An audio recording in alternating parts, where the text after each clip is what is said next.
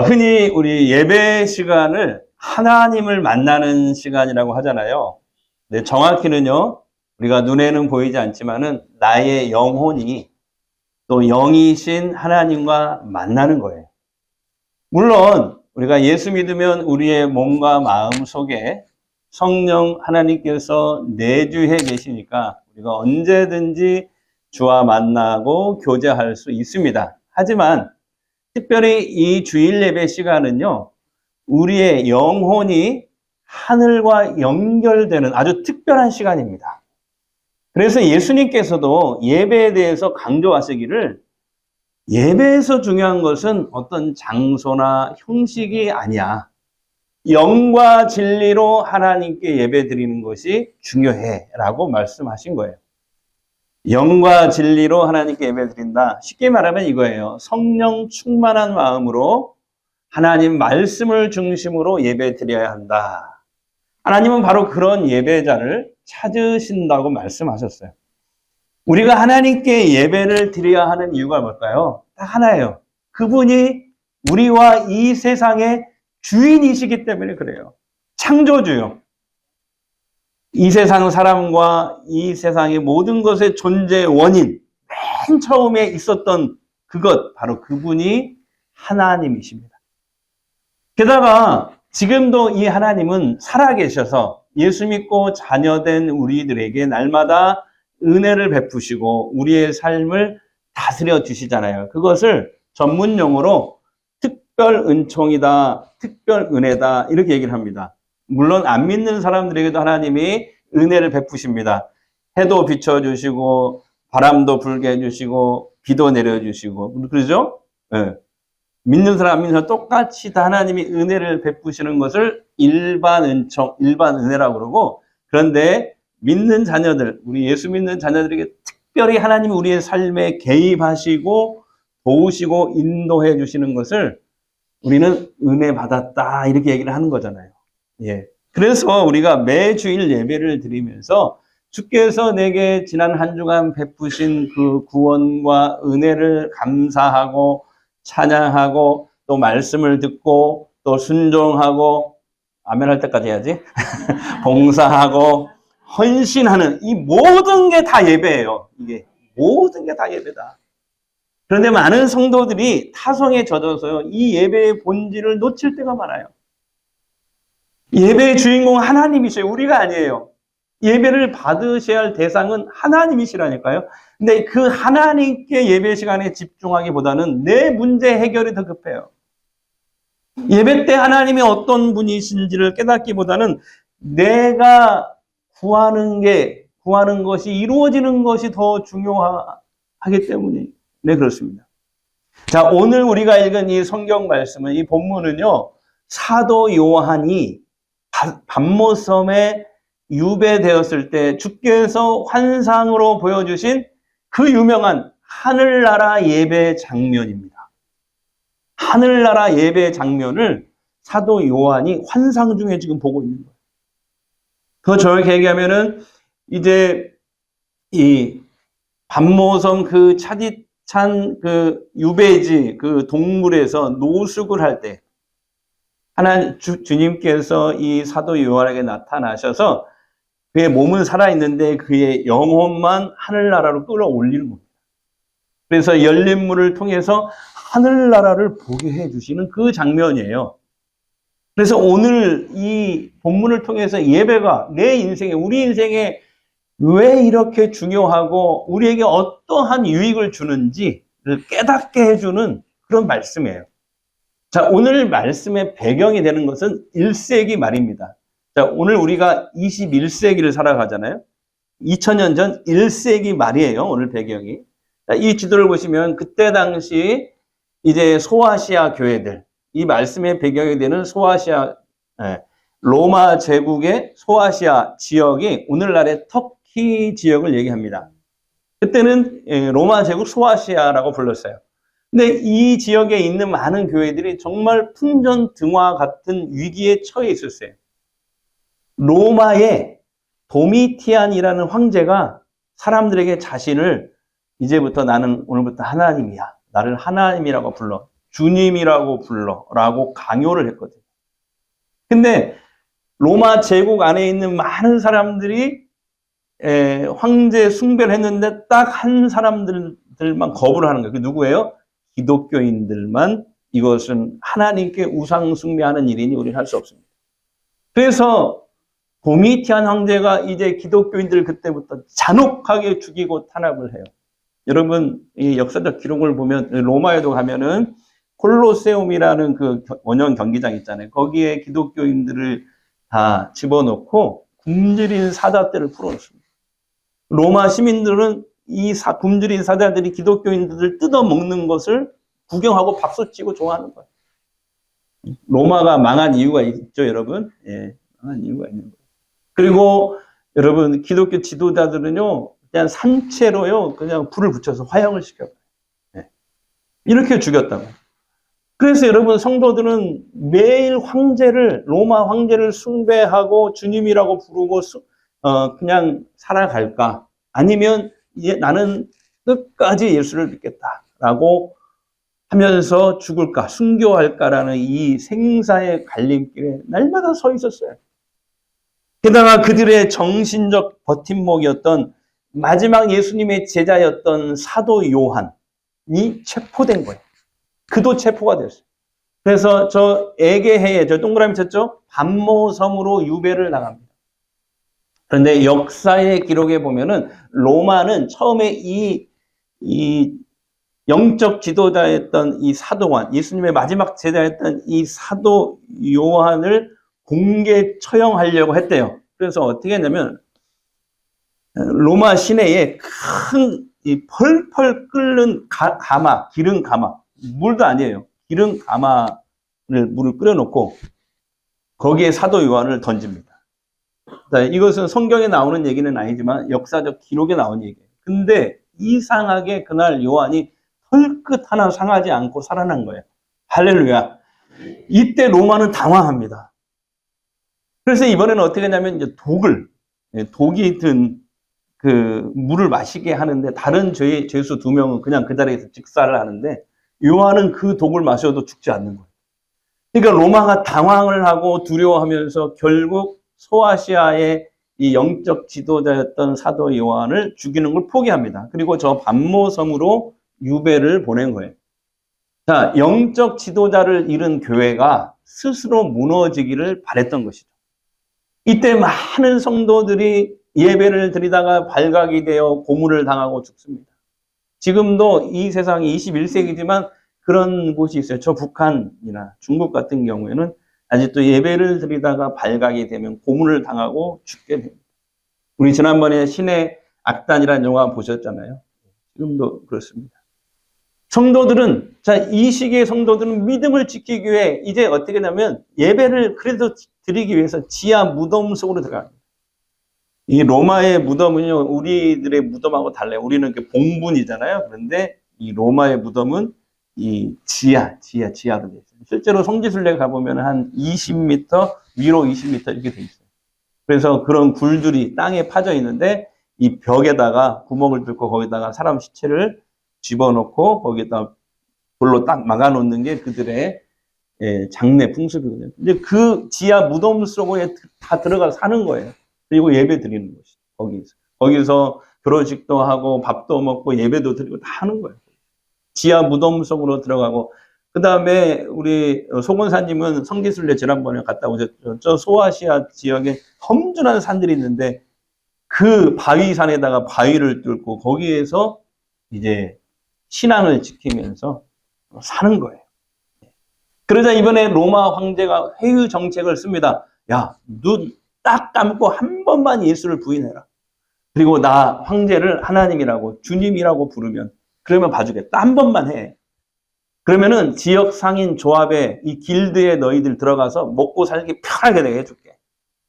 근데 여러분 안타까운 건 뭐냐면 이때 많은 성도들이 먹고 살기 위해서 세상과 타협하고 말았어요. 자, 여러분이 그 시대의 성도라면 어떤 선택을 하셨겠어요? 어떤 선택을 하셨겠어요? 여러분 쉽지 않죠. 그만큼 당시의 교인들 눈에 보이는 현실은 절망적이었어요. 충격이었어요. 로마 황제의 보좌는 견고해 보였고 교회는 흩어질 위기에 있었어요. 하나님은 정말 살아계신가? 역사의 주인은 정말 하나님이 맞으신가? 하는 의심과 두려움이 밀려오기 시작했어요. 이게 오늘 본문의 배경이 되는 사도 요한과 교회가 마주한 캄캄한 땅의 현실이었습니다. 그렇다면 오늘 우리의 모습은 어떨까요? 오늘 이 대한민국 땅에 사는 우리는 예수 믿는다고 직접 죽임을 당하거나 핍박을 당하지는 않습니다. 하지만 또 다른 형태의 땅의 압박 속에 살아가고 있어요. 경제적인 불안, 질병, 자녀 문제, 관계의 문제, 또 우리 청년들 같은 경우에는 불확실한 미래, 또 우리 장년들 같은 경우에는 또 노후 문제, 이런 것들. 거대한 세상의 이 시스템 앞에서 우리는 작고 초라해집니다. 요즘에는 뉴스를 보니까 계속 미국과 중국이 무역 전쟁 같은 그런 걸로 막 대결하고 싸우고 있잖아요. 무역 전쟁하고 있잖아요. 그 미국과 중국의 틈 바구니에 우리 대한민국이 다 껴가지고 이러지도 못하고 저러지도 못하고 정말 우리는 작고 무력하게 느껴지기도 합니다. 그런데 문제는 뭐냐면 이 땅의 문제가 너무 커 보이잖아요. 그러면 우리의 시선은 자연스럽게 저 하늘이 아니라 땅으로 고정돼요. 그래서 여러분 스마트폰 속의 뉴스, SNS의 화려한 타인들의 삶, 통장의 잔고, 주식 그래프, 또 미디어 등의 우리의 시선을 다 빼앗깁니다. 하루 종일 땅의 것들만 보면서 한숨을 쉬어요. 급기야는 돈과 권력이 이 역사를 주관한다고 믿게 되는 거예요. 그러다 보면 우리 예배가 점점 무너지기 시작합니다. 점령을 당하는 거죠, 우리 예배가. 몸은 예배당에 와 있지만 마음은 세상 염려에 짓눌려 있어요. 하나님을 예배한다고 하지만 실제로는 돈을 숭배해요. 성공을 숭배하면서 살아가요. 하나님보다 더 두려운 것이 있으면 안 되는데 하나님보다 더 두려운 것들이 막 생기기 시작하고 하나님보다 더 사랑하는 그 우상들이 우리 내면에 가득해집니다. 여러분 땅만 바라보고 땅의 문제에만 매몰되다 보면요. 여러분 삶이 더 꼬여갑니다. 영혼이 메말라 가요. 땅의 문제를 땅의 방식으로 풀려고 하면 인생은요. 내 원대로 흘러가지 않습니다. 심지어는 내 가족, 배우자도 내 마음대로 안 되는 게 우리가 사는 세상 아니에요. 지난주에 제가 믿지 않는 남편의 구원을 항상 염원하는 어떤 교인과 대화를 했어요. 제가 대화하면서 물었어요. 요즘에 안 믿는 남편과 사이가 어떠세요? 그랬더니 이 부인이 자기 남편을 가르쳐서 목사님, 우리 남편은요. 로또예요. 그러는 거예요. 그래서 아 그렇군요. 남편분이 그렇게 귀하고 대박 같은 존재이시군요. 그러니까 교회 모이면 딱 좋을 텐데. 그랬더니 아니요 목사님 로또처럼 하나도 안 맞아. 평생 안 맞아. 자, 설교는 듣고 계시죠? 자 여러분 우리가 땅만 바라보고 살면은 인생이 내 마음대로 될 것 같지만 안 된다는 걸 느낄 때가 많습니다. 가장 가까운 이 가족도 내 마음 같지 않을 때가 많아요. 다시 본문을 보시면 땅의 절망적 현실에 짓눌려 있던 이 사도 요한에게 그리고 성도들에게 이 사도 요한에게 주님의 음성이 나팔 소리처럼 들려옵니다. 이 사도 요한은 지금 밤모섭에 우배돼서 낮에는 강제 노동, 돌을 캐내는 채석방에서 90세 노인이거든요. 지금 사도 요한이. 90세요, 90세. 낮에는 그 뜨거운 햇볕 아래에서 그 돌을 캐는 일을 하고요. 밤에는 노숙을 한 거예요. 동굴에 들어가서 그냥 쓰러져서 누워 있는 거예요. 그런데 그 순간에 갑자기 주님이 나타나요. 주님의 음성이 나팔 소리처럼 들려옵니다. 1절 보겠습니다. 시작! 이리로 올라오라! 이후에 마땅히 일어날 일들을 내가 내게 보이라. 나팔 소리처럼 들렸다고 하니까. 네. 나팔 소리처럼 들리죠? 주님은 이렇게 환상을 통해서 사도 요한의 영혼을 하늘나라로 초대하신 거예요. 그리고 하늘 보좌와 그 보좌를 향한 하늘나라 예배 이 장면을 보여주신 거예요. 그래서 제가 어제 설교 준비를 다 마치고 AI에게 물어봤어요. 사도 요한이 그때 봤던 하늘나라 예배 장면을 한번 그려봐. 그랬더니 이렇게 그려주더라고요. 그냥 참고만 하셔요. 또 잘못하면 이단이라고 하니까. 이게 완벽한 건 아닌데 좀 많이 틀렸어요. 틀려요. 이 성경대로. 왜냐면 지금 내 생물체 저 천사들이 날개가 6인데 2개밖에 안 나왔다는 이런 것들이 조금 차이가 있는데 그래도 여러분 좀 느낌 오시죠? 감이. 예. 감은 오시죠? 네, 이렇게 그려뒀더라고요. 예. 왜 주님은 이런 하늘나라 예배 장면을 하늘 보좌를 요한에게 보여주셨을까요? 그것은 땅의 절망의 상황만 보면 도저히 답이 안 나오기 때문에 그래요. 그래서 한 신학자가 이런 유명한 말을 했어요. 하늘의 영광을 본 자라야 땅의 비극을 이겨낼 수 있다. 예. 땅의 상황이 힘들수록 눈을 들어 하늘을 봐야 된다는 거예요. 왜냐, 이 세상과 우리 인간의 생사하복, 바로 주관자가 누구시니까? 하나님이십니다. 요한이 본 이 하늘 보좌는, 여러분 여기 군대에 갔다 오시면 다 아시죠? 군대 용어로 지통실이에요, 지통실. 장군님, 지통실이 뭐죠? 뭐의 줄임말이죠? 지휘통제실. 예, 지휘통제실의 줄임말이에요. 여기가 우주의 중심. 우리가 사는 이 세상의 지통실이에요, 지통실. 이 세상을 지휘하고 주관하는 곳이라고 주님이 말씀하시는 거예요. 요한이 본 이 하늘나라 예배 장면을 제가 간단히 표로 그려봤어요. 이게 4장과 5장이거든요. 근데 5장까지는 우리가 읽지 못했는데 4장과 5장이에요. 요한이 본 그 하늘나라를 묘사한 것이 4장과 5장인데, 그런데 요한이 본 이 하늘나라 장면을 빨리 그 편지를 써가지고 요한이 그 소아시아에 핍박받는 교인들한테 보내기를 원했거든요. 그런데 보낼 때 중간에 검열을 당하잖아요. 그러니까 교인들은 아는 용어, 로마 군인들은 모르는 용어, 상징적인 숫자와 용어로 오늘 이렇게 기록을 한 거예요. 예. 자, 그래서 어쨌든 설명을 드릴게요. 요한이 본 건 맨 가운데 하나님 보좌가 그 중심에 있어요.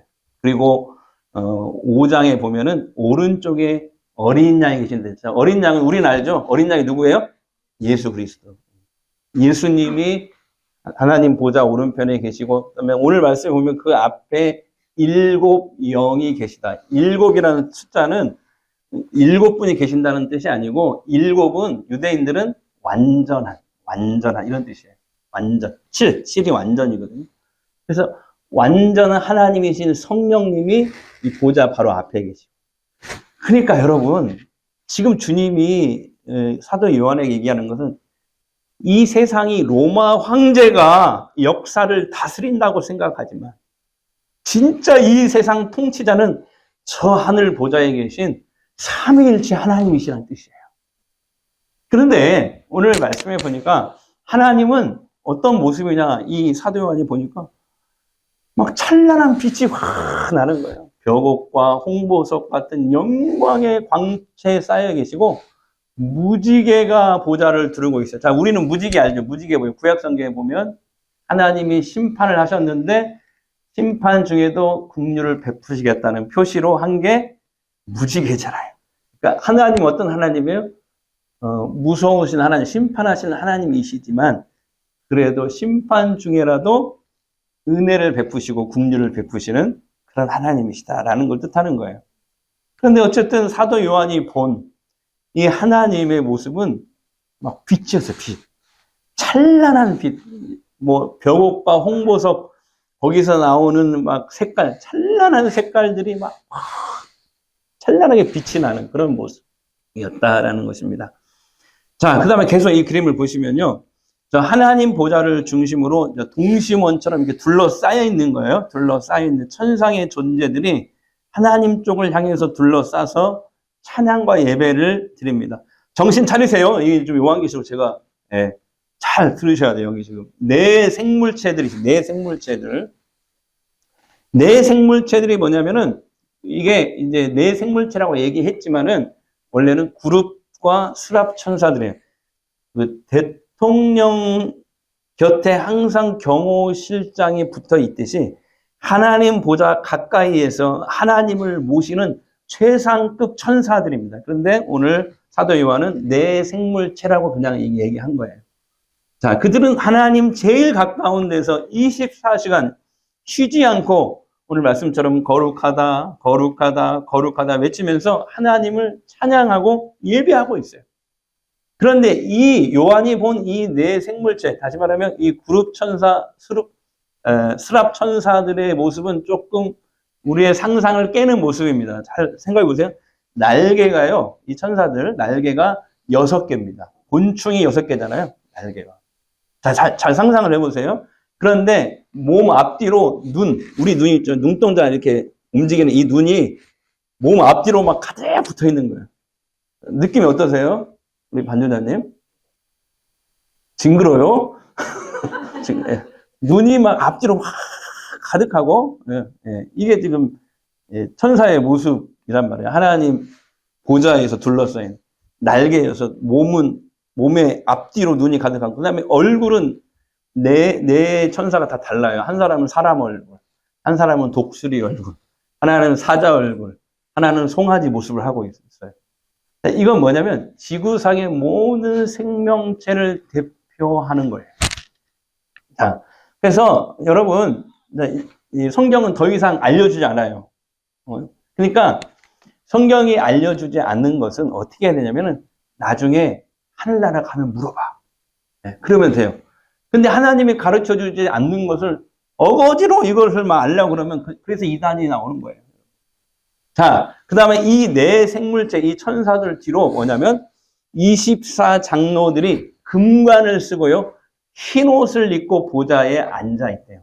그래서 여러분 24는 뭘 뜻하냐면은, 자, 구약의 12지파, 신약의 12사도를 상징해요. 합이 24. 그러니까 24장로라는 것은 구원받은 구약의 성도들, 구원받은 신약의 모든 하나님의 백성, 거기에 우리도 포함이 되어 있는 것이죠. 자, 이 24장로들이 흰 옷을 입었다는 것은 무엇을 뜻하냐면 예수의 보혈로 죄의 씻음을 받은 사람들, 이런 뜻이에요. 또 금관을 썼다는 것은 아무리 어렵고 고난 속에서도 끝까지 믿음을 잃지 않고 승리한 사람들이라는 뜻이에요. 여러분, 우리도 끝까지 주님이 부르시는 그날이 언젠지 모르지만 끝까지 믿음을 잘 지키며 살다가 하늘나라에 가게 되면 우리도 이런 모습으로 있게 될 줄 믿습니다. 그 다음에 24장로들 뒤로 수많은 천사들이 둘러서서 찬양을 하고 있대요. 자, 이렇게 찬송합니다. 이번 주 하가다 말씀 11절입니다. 11절 말씀. 자, 성경 보세요. 시작. 우리 주 하나님은 영광과 존귀와 권능을 받으시는 것이 합당하오니 주께서 만물을 지으시니라. 만물이 주의 뜻대로 있었고 또 지으심을 주 하나님이여 영광과 존귀와 권능을 받으시는 것이 합당하시나이다. 우리의 창조주이시고 우리의 구원자이시니까. 이런 찬양을 천상에 있는 존재들이 하나님 나라, 하나님의 보좌를 향해서 찬양하고 예배를 하고 있는 거예요. 여러분, 이 천상의 예배를 보면서 요한은 깨닫게 됩니다. 아하, 로마 황제는 잠시 있다가 금방 사라지는 안개일 뿐이구나. 이 세상을 다스리고 주관하시는 분은 오직 삼위일체 하나님이시구나. 그리고 땅의 이 어두운 현실을 이기는 힘은 저 보좌에 앉으신 하나님을 바라보는 예배에 있구나. 이걸 보여주시려고 했던 거예요. 하나님은 오늘 우리에게도 동일하게 말씀하십니다. 다 같이요. 이리로 올라오라. 예배가 얼마나 너희 인생에 중요한 건지 보고 깨달아야 한다는 거예요. 여러분, 예배는 단순한 종교 행위가 아닙니다. 종교 의식이 아니에요. 우리의 영혼이 하늘 문을 열고 진짜 세상 통치자이신 저 하나님과 만나는 시간이에요. 이 삼일체 하나님과 만나는 시간이 예배 시간이에요. 우리가 눈에 안 보여서 그렇지. 그래서 여러분, 영적 침체에 빠져나오기 위해서 가장 먼저 해야 될 일은 예배를 중단하는 것이 아니라 오히려 예배 속을 파고 들어가는 거예요. 그 예배를 통해서 하나님을 바라보는 거예요. 그래서 예배를 잘 드리면 영적으로 다시 살아납니다. 땅에 어떤 절망의 문제가 내 앞에 놓여 있다 할지라도 그 문제보다 크신 하나님을 바라보는 시간이 바로 예배 시간이에요. 여러분, 하나님은요, 우리 삶은 얼마든지 바꿔놓으실 수 있잖아요. 그렇게 믿으시죠? 2차 세계대전 때 영국 정부가 국민들이 이제 존경을 받던 윌리엄 템플 목사님에게 라디오 메시지를 부탁을 합니다. 예. 그런데 많은 사람들은 그렇게 기대를 했거든요. 이 목사님이 라디오 연설에서 분명히 젊은 사람들이요, 아니면 우리 영국 국민들이요, 우리가 다 같이 일어나서 총과 칼을 들읍시다. 저 독일놈들과 싸웁시다. 이렇게 얘기할 줄 알았는데 그분의 서두는, 연설의 서두는 충격적이었어요. 이렇게 얘기했어요. 국민 여러분, 지금은 다른 어떤 때보다 전능하신 하나님께 예배해야 될 때입니다. 이렇게 얘기한 거예요. 그렇습니다. 상황이 복잡하고 위급할수록 하나님 앞에 나와 엎드려 온 마음으로 예배 드려야 돼요. 우리가 예배 때 주께서 부어주시는 그 힘, 그 은혜, 그 평안을 경험하지 않으면 우리의 영혼이 이 삶의 중압감을 못 견디고 무너질 수 있기 때문입니다. 그래서 예배 때마다 주께서 부어주시는 그 사랑, 그 은혜, 그 세임, 그 능력으로 우리 모든 상처와 좌절을 이겨낼 수 있는 거예요. 작년 12월에 은퇴하신 감리교 목사님이에요. 제가 잘 아는 감리교 목사님인데 얼마 전에 그 선배 목사님을 만났습니다. 제가 질문을 했어요. 목사님은 그동안 50년 동안 목회해 오시면서 제일 감동되었던 잊지 못할 순간이 무엇입니까? 그랬더니 45년 전에 자신이 전도사 시절, 신학대학 졸업하고 전도사 시절 처음 이제 부임한 그 교회 얘기를 해주는데, 이게 어디냐면 전남 고흥의 소록도라고 아세요? 나병 환자들이 있는 그곳. 그곳에 그 마을에 교회들이 있는가 봐요. 거기에 목회자로 갔대요. 처음 부임을 해가지고 첫 예배를 드리는데 주일날 예배 전에 우리도 뭐 부르죠? 하나님께 찬양 드리잖아요. 근데 목사님은 그때 그 찬양하는 모습을 보고 충격을 받고 그날 강당에서 펑펑 울고 설교를 하나도 못했대요. 그곳에 모인 성도들은 코가 문드러지고 눈썹이 빠지고 손가락이 다 잘려나간 참혹한 이런 모습이에요. 그러니까 세상의 기준으로 보면 하나님을 원망하고 저주해도 모자랄 처지였대요. 그런데 이 사람들이 찬양을 부르는데, 이 찬양을 부를 때 내 주를 가까이 하게 하면, 다 같이요, 십자가진 같은 고생이냐, 내 일생 소원이 늘 찬송하면서 주께 더 나가기 원합니다. 이 찬송을 부르는데 성도들이 손가락에 없는 그 뭉퉁한 손목을 서로 막 부딪히는데 막 피가 나네. 피가 나도록 박수를 친다는 거예요. 입술이 없어서 침이 새고 발음이 새고 눈이 없어서 눈물이 그냥 주르륵 나오는 거예요. 그런 얼굴로 그 어떠한 건강한 성도들보다 더 기쁘고 환하게 웃으면서 하나님을 찬양하고 있었대요. 그때 목사님은 깨달았대요. 나는 건강한 몸을 가지고도 이렇게 감사하지 못했는데 이분들은 썩어가는 육체를 가지고도 천국을 살고 있구나. 이분들에게 하늘 문이 열려 있구나. 사랑하는 성도 여러분, 이것이 예배의 능력이에요. 그때 소록도의 성도들은 육체의 고통, 즉 땅의 현실 속에 갇혀 있었지만 예배를 통해 보좌에 앉으신 이 하나님을 만났기 때문에 그 지옥 같은 고통을 천국의 소망으로 이겨낼 수 있었던 거예요.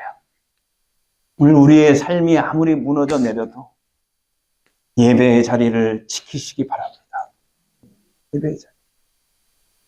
우리가 영과 진리로 예배할 때 우리의 영혼은 보좌의 하늘문을, 이 열린 문을 통해서 주님을 보게 될 것입니다. 그러면 주님이 여러분이 흘리는 그 모든 눈물을 닦아주시고 다시 일어설 힘을 주실 줄 믿습니다. 사랑하는 성도 여러분, 이 현실의 문제가 우리를 누를 때마다 더 간절히 그 예배의 자리, 기도의 자리로 나오셔야 돼요. 옆 사람에게 아무리 힘들어도 예배 나오셔야 됩니다. 다시 옆 사람에게. 그리고요, 이왕 예배 드리러 왔으니까 하나님께 온전히 집중했으면 좋겠어요. 예배 때 이렇게 선포되는 말씀을 좀 사모하시고요. 성령의 충만함과 기름 부으심을 사모하시고, 예배 때 그냥 앉아 계시지 말고 사모하는 하나님 이 시간에 하늘문을 여시고 성령의 충만함을 주시오. 성령의 기름 부음을 주시옵소서. 왜냐하면 주님은 사모하는 자의 심령을 만족해 하신다고 그랬거든요. 천국은요, 침노하는 자의 것이래요. 그냥 가만히 그냥 형식적으로 앉아있지 말고 오늘 또 하나님이 나한테 은혜를 주셔야 돼요. 하나님이 오늘 또 나를 터치해 주셔야 됩니다. 네. 이게 막 사모. 그리고 몸이 아프신 분들 있잖아요. 예배 때 성령의 만지심, 치유 회복을 간절히 사모하세요. 네. 근데 진짜 몸이 아프신 분들이 예배 나와야 돼요. 할렐루야. 네. 그래서 막 못 걷던 분들이 확 일어나고 이런 역사가 있기를 바랍니다. 모시고 오십시오. 괜찮아요. 예배 시간에 와서 기도로 준비하세요. 얘기하지 말고 기도로. 오늘 또 은혜 주십시오. 오늘 또 은혜 주셔야 또 한 주간을 삽니다. 그리고 가능하면 앞쪽 중앙에 앉으세요. 예전에 목사님들이 그런 얘기 한 거 아세요? 여러분, 앞자리는 금자리, 중간은 은자리, 그 다음에 뒷자리는 무슨 자리? 똥자리라고, 똥자리 또는 도망자리. 예배 때는 스마트폰 다 끄세요. 온 마음을 다해 하나님께 집중하시기 바랍니다. 그래서 예배가 회복되면 인생이 회복된다. 자, 시작. 예배가 회복되면 예배를 통해서 주께서 주시는 힘과 능력으로 현실의 압박을 이겨낼 수 있어요. 이번 한 주 다친 땅을 보면서 한숨 짓지 마시고요. 저 열린, 사도 요한처럼 열린 저 하늘문을 보시면 보좌에 앉으신 주님의 통치를 선포하는 승리의 예배자들이 다 되시기를 주의 이름으로 축복합니다. 우리 보좌 앞에 모였네. 함께 주를 찬양하며, 함께 주를 찬양하며, 하나님의 사랑, 하나님의 사랑, 그 아들 주셨네. 그의 피로 우리 구원받았네.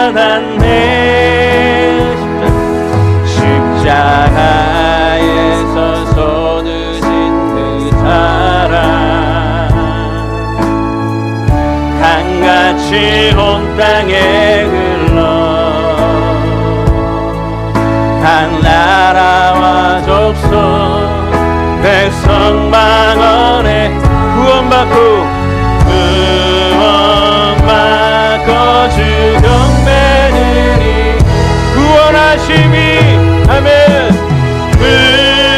구원하심이 보좌에 한 우리 하나님과 어린 양 그리스도 아멘. 구원하심이 보좌에 앉으신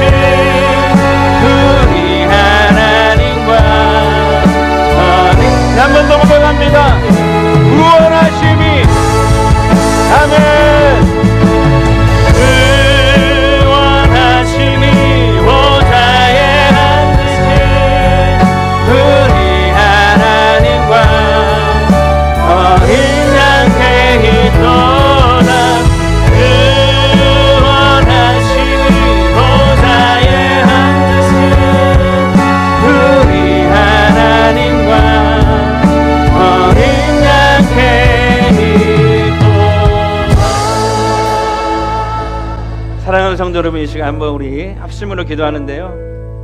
여러분, 이 시간 들은 말씀을 붙잡고 이런 기도 제목으로 간절히 기도했으면 좋겠어요. 먼저 땅에 고정된 시선을 들어서 하늘 보좌를 보게 하옵소서. 주님, 꼬여가는 땅의 문제만을 바라보며 한숨 쉬던 우리의 눈을 들게 하옵소서. 내 삶의 지휘통제실은 오직 하늘 보좌임을 믿습니다. 예배를 통해 하늘과 늘 접속하게 하시고 하나님이 부어주시는 힘과 능력으로 그 지혜로 또한 내 삶을 다스리시는 하나님의 개입하심으로 삶을 뚫고 어려움을 뚫고 나가게 하옵소서. 그리고 주님, 우리의 예배가 타성에 젖어 형식적인 의식이 되지 않기를 원합니다. 내 상황이 어떠하든지 영과 진리로 예배하게 하옵소서. 예배 중 하나님의 임재와 치유 회복을 사모하게 하옵소서. 우리 다 함께 합심으로 기도하겠습니다. 우리 아버지 하나님, 아버지가 주님 고요가는 땅에 문제만 바라보며 한숨 쉬던 우리의 눈을 들어 내 삶의 지휘통제실을 보니 하늘 보좌임을 믿습니다. 예배를 통해 하늘과 하늘을 접속하게 하시고 하나님의 부어주시는 힘과 능력과 지혜로 내 삶을 다스리는 하나님의 개입하심을 신뢰하게 하고 주님, 우리의 예배가 타성이 되는 형식적인 의식이 되지 않기를 원합니다. 내 상황이 어떠하든지 영과 진리로 예배하게 하옵소서. 예배 중에 하나님의 임재와 치유 회복을 사모하게 하옵소서.